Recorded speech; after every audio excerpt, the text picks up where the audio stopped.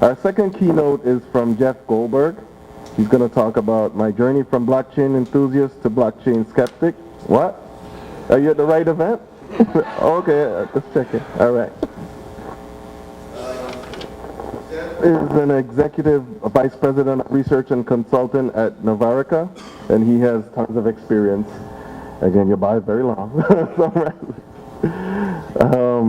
But prior to Novarica, Jeff served as a senior analyst with Solent Insurance Practice, was the vice president of Internet Technology for Marsh, Inc., director of web technology for Harlesville Insurance, worked for many years as a software consultant with many leading property casualty, life, and health insurers.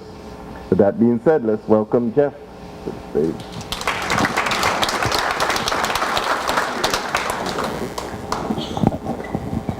Hello? All right. So that's slightly tongue-in-cheek. So Novarica, go to slide, yes. All right, Novarica, we're a research analyst firm. We cover insurance technology in the insurance industry exclusively. And I really cover data and emerging technology, so I've been writing and thinking about blockchain since 2015. And I actually think we put out one of the early insurance blockchain white papers, if not one of the first. I'm sure someone in this room probably knows an earlier one. But point is, I have been very enthusiastic about blockchain, and I still am. So take that title with a grain of salt. But what I want to do today is talk a little bit about analyzing some of these blockchain use cases and how, where do they really fit in the insurance industry, and do they? I feel like Jerry cheated a little because I'm talking about blockchain, you were talking about distributed ledger technology. So I actually think you answered some of my skepticism by talking about a broader technology base. I'm going to skip the first couple of slides because we all kind of know what blockchain is, and Jerry covered that well. But I do want to talk, these four properties are kind of like that 7 property slide you had. All right, it's 4 properties that I think bring unique value to use cases, and I want to talk about them because I'm going to think about where they fit with a lot of the use cases we see people throwing around or piloting. So one is a distributed system. There's no center. We remove the central fiat from currency. You have there's no top-down structure. It's bottom-up. Everybody is participating. It's permissionless in the sense that every user has the ability to submit transactions, right? So everyone can participate following a set of rules. It's immutable. You can't change things, or it's mostly impossible to do so. We'll talk about that. And it's trustless, right? You are automating trust in the system. I think that's one of the real key things. You've got parties that have semi-trust, don't trust each other, but can still work together because the system enforces following the rules. So when you evaluate a use case, you think, do these things apply to the use case we're talking about? Does it need to be distributed? Do we want to get rid of that central control? Does it need to be permissionless? Right? Do you want every user to participate in an equal way independently with the same level of control? Does it need to be immutable? Is that a good or bad thing that you can't change the record? So sometimes you want to actually correct the record. Finally, does it need to be trustless? Are there multiple parties involved, have reason not to trust each other, but they still want to interact? And I think that blue line that's kind of squished at the bottom is really a key thing I think about when I hear about these use cases and talk to insurers. We're often using blockchain as kind of almost an excuse to implement automation and transparency. And sometimes you just need to build better automation and transparency into your current systems, and that's the real solution. I'm not necessarily saying, hey, we've got this new technology and it's going to help us automate and make all of our statuses transparent. That may be the right thing, but then why are you using blockchain in that scenario? The fact is, I feel like as an industry, we've done a poor job automating, building straight-through process, making claim statuses available via multiple channels to claimants, and it's not because we didn't have blockchain. It's because we didn't invest the time and money into making our existing systems do that. So I'm going to bring this hacking thing up with some caveats. So we talk a lot about blockchain being unhackable, but that's not really true. There is, in fact, there's been some interesting cases of people kind of influencing unfairly some of the smaller blockchains. The reason I want to talk about this is the idea here is that you've got a whole bunch of miners and people who are committing transactions to the blockchain, and they get Bitcoin for it, or they get Ethereum for it, or they get whatever the virtual currency is on that blockchain, specific blockchain network. And essentially the reason why they're all doing it is they're getting paid to do it, and it creates a really big group of people who are validating all the transactions on the blockchain. And that's important because if you have over 50% of the servers that make up the distributed network, you can start breaking that, essentially that validation.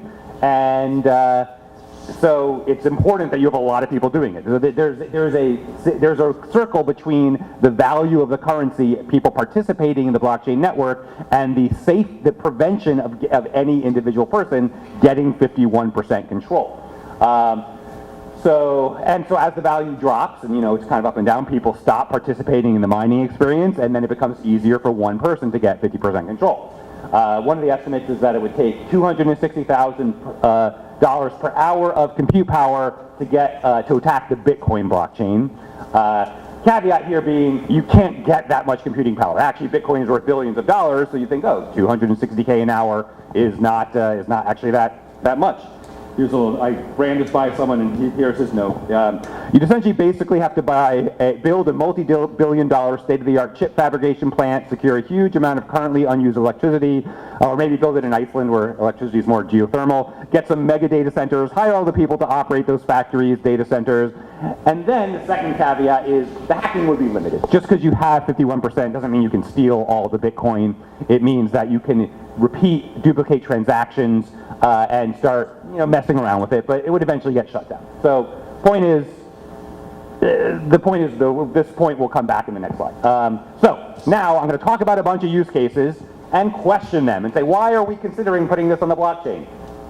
Number one, this is not a use case per se, but it's going back to that last slide.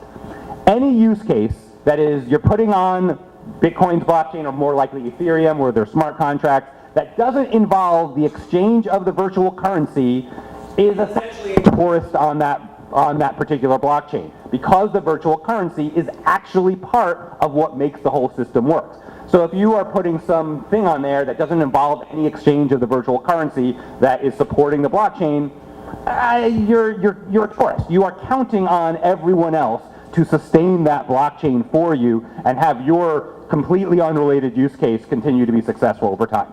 So I think that's, in general, when you're evaluating use cases, where does that virtual currency fit in? I realize maybe you're going to a digital ledger that is not actually driven by virtual currency, but this is a blockchain day. So, all right, other big use cases. Cutting out the intermediary, all right? We've got a bunch of intermediaries in the insurance industry. I love all of them, so this is not me. This is me defending them, really. They've got Ivans. They have agent, insure, upload, download of policy data. They sit in the middle of a lot of agency and insurer transactions. You've got LexisNexis. You've got Novarica and a million other data players that have contributory aggregated data of loss information, claims information. You've got Lloyd's of London as this big risk marketplace for insurer-reinsurer transactions. So a lot of people are thinking, how can we get rid of these intermediaries who are taking a cut of all of these transactions, all right? Can we put all of our claims on the blockchain and then we all look at that together? So here's the question, why do we hate intermediaries so much? Are they really so bad? Generally, if costs are spread across a lot of participants, then the cost to actually get rid of them is higher than the cost that any individual person is paying. So there's a little bit of inertia there preventing it from happening. But also, I think, do these intermediaries truly provide zero value? Are they taking a cut for nothing, or are they actually validating data, reviewing it? And blockchain enforces the rules of participation, but let's say we build a contributory loss database that insurers are participating in to share loss data amongst themselves. Well, what if one person is putting only 10% of their loss data in there? Or they're putting inaccurate loss data in there that looks valid, but they're taking everyone else's data from the contributory system to build their analytics, but not really participating themselves. sometimes intermediaries in the middle help make these processes go smoother. Once again, I'm not necessarily saying we shouldn't think about these use cases, but why are we trying to is it just money? Is it just to make transactions cheaper? That's probably not a reason to automate and get rid of the intermediaries. So putting insurance contracts on the blockchain. First of all, if you have an adjudicated contract that requires a human being to go out and look at something to validate the claim, it's pretty hard to put it on a blockchain because there's still a human opinion being in there, and I feel like that's not a good use case. So instead, everyone's talking about parametric trigger-based policies. So it's cat bonds, weather product, which is really a kind of a cat bond in reverse. Critical illness triggered by sort of a surgeon network, flight insurance. There's a big flight insurance pilot that everyone was very excited about. But why? What is the value of removing the insurer controlling the insurance policy? Normally, when you buy an insurance product, you trust the insurance company, and that's, they are the trusted center. Do we really need to take them out of the picture? So yes, I think we can use blockchain to trigger automatic payments, to make sort of things go really seamlessly and immediately, but why don't we just make the policy do that already, right? There's some InsurTechs out there not using blockchain that are actually really teaching us how to do a great job of using AI and automation to sort of really, really speed up that process and do instant claims payments. And you don't need blockchain to do that necessarily. Oh, whoops, I went to the next slide already. Yes, all right. Well, that's the end of that slide. Okay. So, automating data exchanges. This is a little different than the intermediary, but it's similar. But there's a bunch of interesting exchanges we've been talking about. Death notices and beneficiary registration. Proof of insurance. So every insurer puts their ID cards on there, and now it's very easy to check who's got insurance. Shared loss experience, kind of like the last one, but it's insurers exchanging info. So I feel like blockchain might be a good platform on this, but I don't think any of these having a shared database isn't the same as using blockchain. And the issue is, if insurers wanted to all get together and do this, they would have already done it. They didn't need blockchain for it.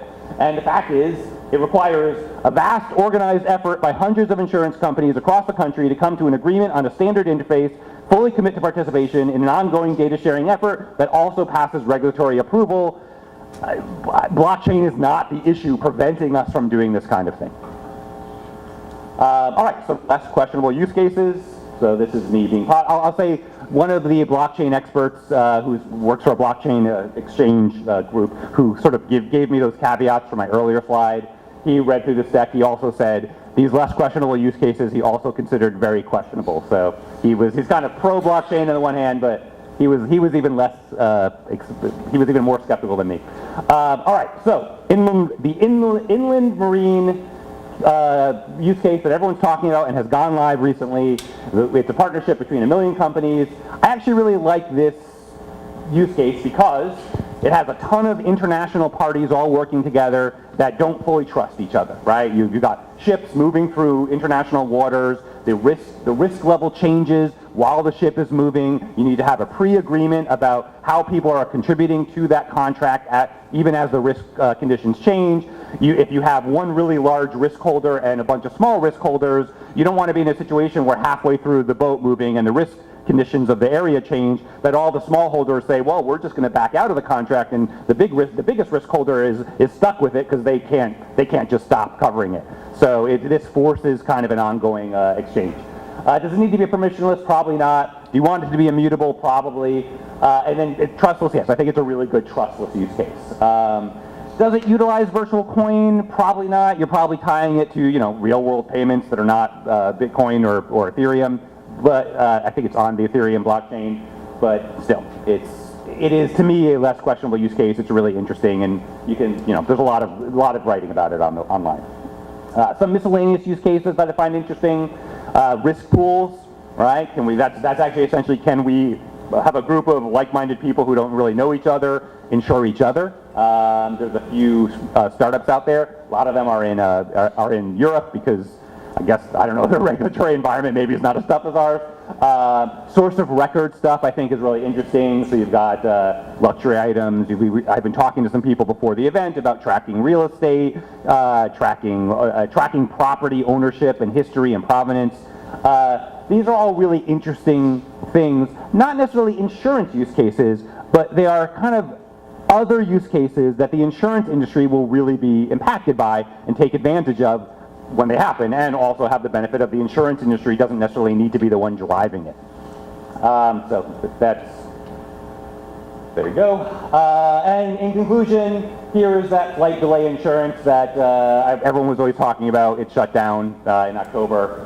So it's, once again, I'm not a cynic, I'm a skeptic. I like to be a realist about where these things are used. I would love to see more of these blockchain pilots go live and be impacting the industry. And one note I'll say about the flight insurance. Here's the problem with the flight insurance use case, is right now flight insurance, 60% of people who buy flight insurance and then have a valid claim forget that they bought flight insurance and never call the insurer to get their money. So if you put it on a blockchain and actually automatically trigger a payment when your flight is late, you will, stop eating at me. If you put flight insurance on the blockchain, flight insurance will immediately cost 3 times as much because we'll be paying all the claims. Now, so it's like, look, you probably shouldn't be selling a product that's financially based on not paying claims, but that's the issue. All right, I'm done. Any questions before I turn over the mic? Can I take questions? Is that okay? Give me one or two questions. Anyone? No one's talking about it. All right, great. There we go. Yes.